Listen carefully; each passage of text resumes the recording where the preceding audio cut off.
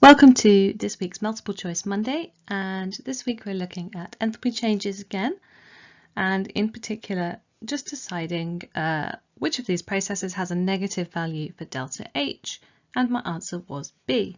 So negative value, we should definitely know that this means that a reaction is exothermic, releases heat energy to the surroundings, which means that the reactants lose energy when we go from reactants to products. So let's just look at all the options and understand why they wouldn't have a negative value, because a lot of this could be done by a process of elimination. So looking at A, we need to recognize this reaction as a thermal decomposition. Some exam boards teach this specifically as an example of a group 2 compound reaction. Others do not. However, it does come up a lot more in the second year when we're considering things like entropy as well as enthalpy and delta G calculations. And so this is an example where we are breaking a compound down and we need to use heat to do that. If you're not sure, just look at what we're starting with: calcium carbonate, limestone, marble. It doesn't spontaneously break down under normal conditions, otherwise there wouldn't be any of it left. Looking at C, what about the other wrong options?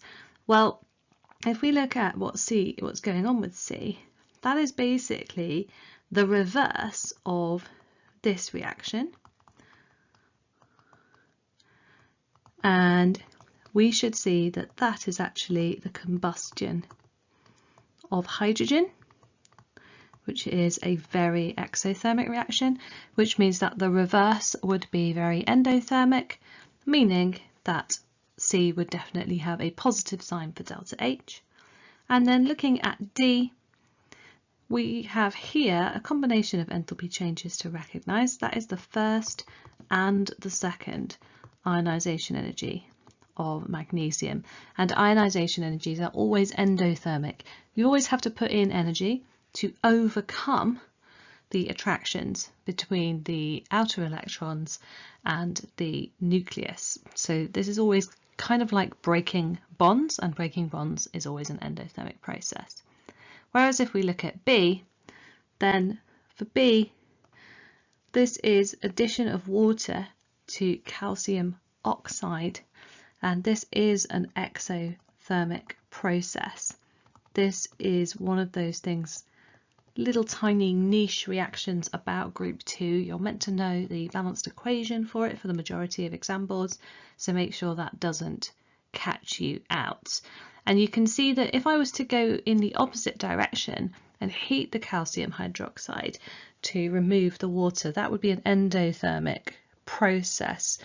And if you were in the second year and you've done about delta G and entropy changes and things like that, you would see that B has a negative entropy change, a negative delta S, because I'm adding a solid and liquid and just getting a solid in my product. So if it has a negative delta S, but it is a reaction that happens, the reason is probably because it has a negative delta H as well, which means delta G is negative.